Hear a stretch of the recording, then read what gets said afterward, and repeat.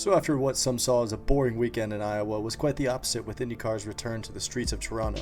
With practice and qualifying dominated by Colton Herta and Honda all weekend, and driver changes occurring as well as Alexander Rossi breaks his thumb in the first practice and a replacement is needed. And the replacement? No other than Theo Pourchaire. You can't make this shit up. McLaren just throwing another guy in once again. Fire him, bring him right back. And also Toby Sowery back in the number 51 car for Dale Coyne Racing.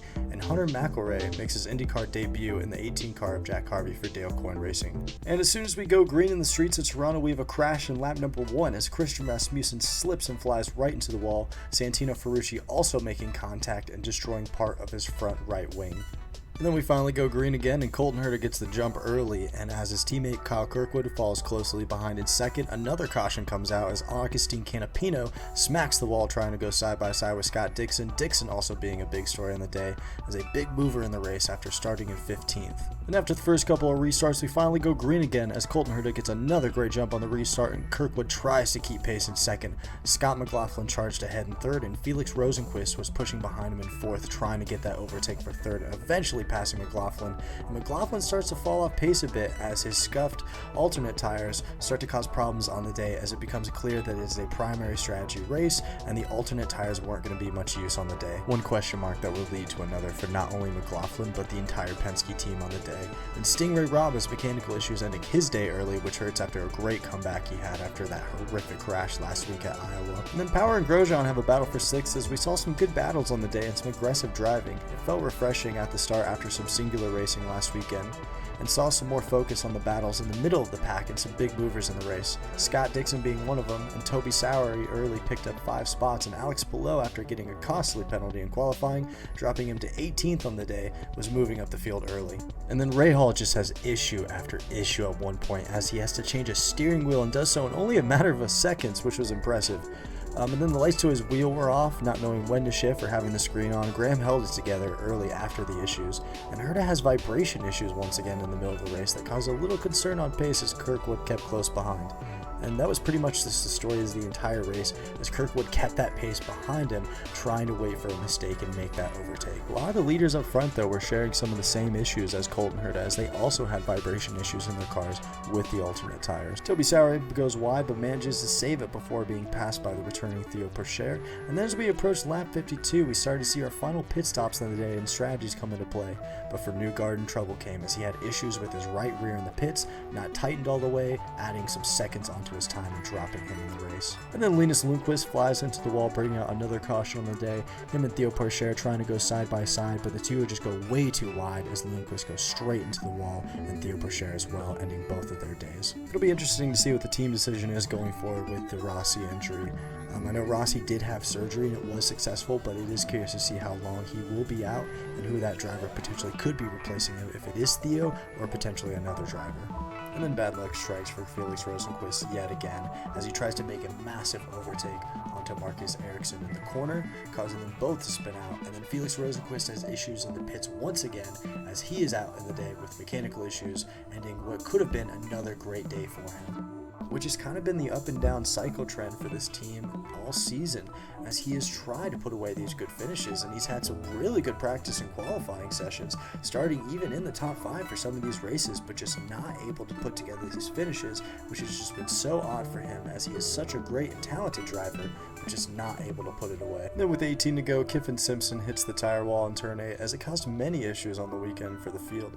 And then Herta gets a jump per usual, just the same shit for him on the day on the restart. And then out of nowhere, Pato O'Ward spins, and then the big story from the weekend occurred. So what happens is Ericsson comes in, tries to avoid Pato O'Ward coming into contact with the wall in part of his car.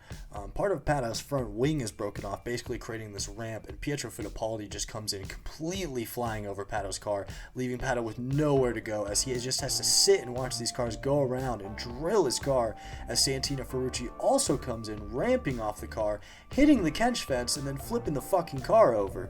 It's just, we're very thankful to be able to have these just additions we have with the Era screen and the other additions we have to the car. Just a disastrous crash. It's such a late caution. If you watch the footage, there is about a solid 5 seconds until we see a full course caution, which shows up on Pato O'Ward's car as you see the little lights light up in the yellow, which means that they threw out a full course caution. From what I've seen kind of reading around, they did not have as many spotters as they needed to, and they had a spotter mess up in the area, not able to fully see the corner and be able to get the caution out until late. I understand that these spotters are trying as hard as they can to make the race as safe as possible. It is not an easy job whatsoever, and they have a very difficult job on the day, but I think it is okay when to admit when people were wrong, when people fucked up here.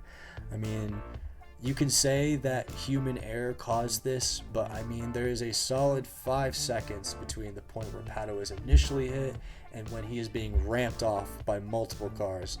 I mean, does it really take that long to be able to throw out a full course caution? I've seen faster cautions be thrown out for situations that were much quicker in this race, so I don't know. I'm just thankful that everyone's okay in this wreck and able to walk away. Santino, especially after his car flipped over, he was able to walk away and had an interview later.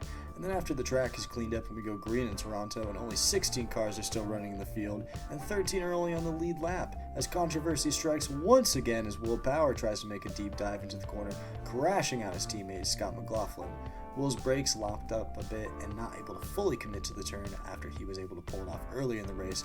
McLaughlin goes out into the wall and Power is given a drive-through penalty. It does create one of the funniest fucking memes though, as Scotty just waits out in the corner for him.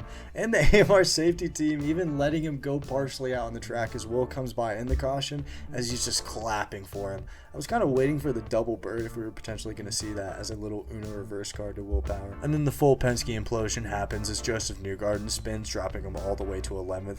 What could have been a top 10 finish for all 3 drivers ends up being a disastrous day for the team as a whole. Herta still dominating on the day as Kirkwood tried to chase from behind, trying to get that potential win on the day, as Scott Dixon being the biggest mover on the day, holding down that podium position in 3rd, and Alex Below tried to chase behind him in 4th, trying to help his championship hopes on the day. It's pretty much no match as Colton Herta pretty much just runs away with it, and his 2-year winless streak is officially broken as he crosses the finish line in 1st for the first time in 2 years.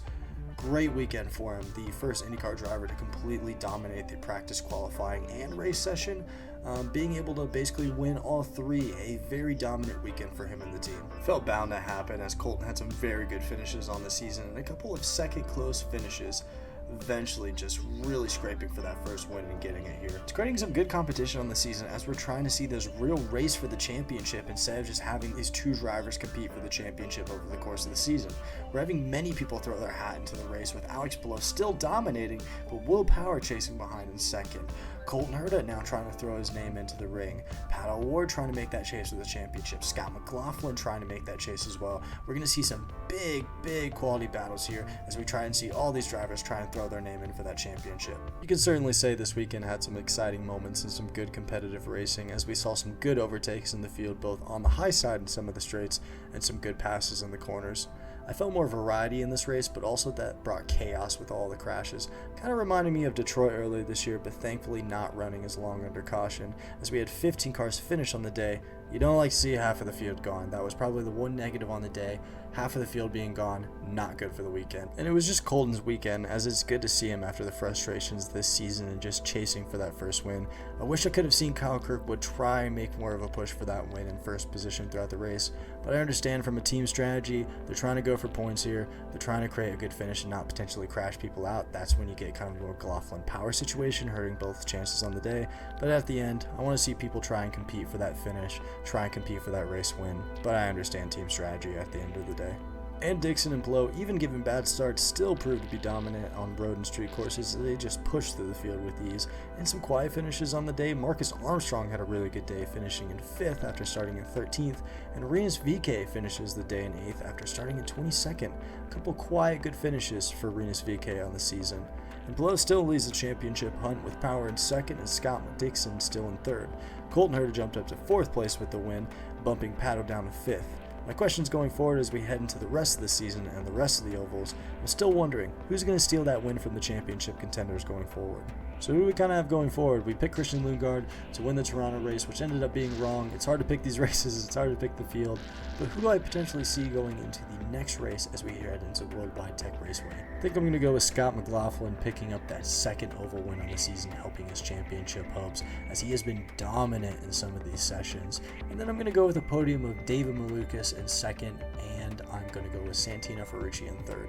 Are we potentially going to see steal some of these wins as well? Could we see Scott Dixon, who has had some very good finishes on the ovals this season, pick up his first big oval win in years? And could potentially Alex Blow or Colton Herta pick up their first ever career oval win as we head into the later part of the schedule? It's getting interesting, and it's coming down the wire. That's the way I like to see the championship race, especially towards the end of the season. And overall, not the worst weekend of racing, I'd have to say. I was thoroughly entertained by the race in Toronto, besides the few incidents that we had, especially with the Pato Award crash.